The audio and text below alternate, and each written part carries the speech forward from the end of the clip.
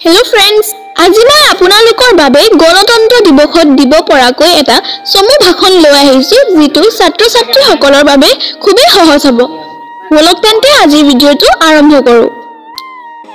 মাননীয় আজিৰ সভাত উপস্থিত সন্মানীয় শিক্ষাগুৰুসকল আৰু মোৰ মৰমৰ বন্ধু-বান্ধৱীসকল।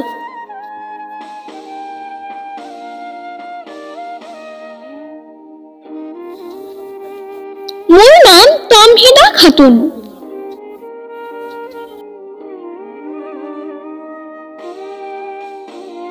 আজি 26 জানুৱাৰী আৰু আজিৰ দিনটোতে আমি গণতন্ত্ৰ দিৱস উদযাপন কৰো।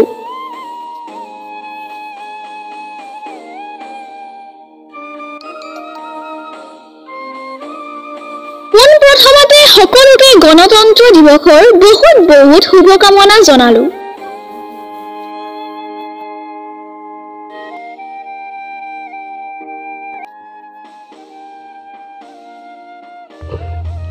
আজি আমাৰ দেশ ভাৰতবৰ্ষত ৭৫ সংখ্যক গণতন্ত্ৰ দিৱস পালন কৰা হৈছে।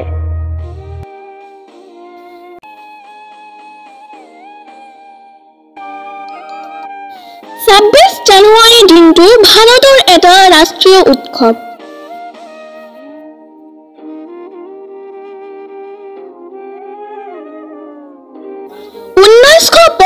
চনৰ 26 জানুৱাৰী দিনা ভাৰতৰ সংবিধানখন কাৰ্যকৰী হৈছিল।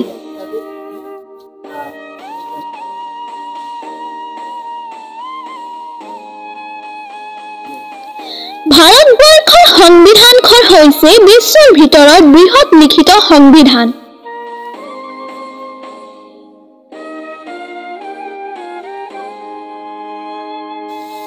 ভাৰতৰ সংবিধানখন প্ৰস্তুত কৰোঁতে 2 বছৰ 11 মাহ 18 দিন সময় লাগিছিল।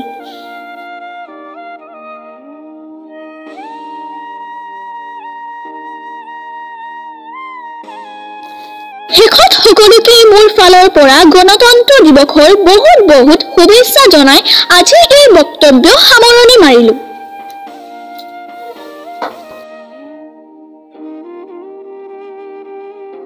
আজি এই ভিডিঅ'টো চাই আপোনালোকে কেনে পালে কমেন্টত জনাব আৰু যদি ভাল পালে তেন্তে প্লিজ লাইক, শ্বেয়াৰ আৰু সাবস্ক্ৰাইব কৰি দিব। আজিৰ কাৰণে ইমানে, আকৌ নেক্সট ভিডিঅ'ত লগ পাম। বাই।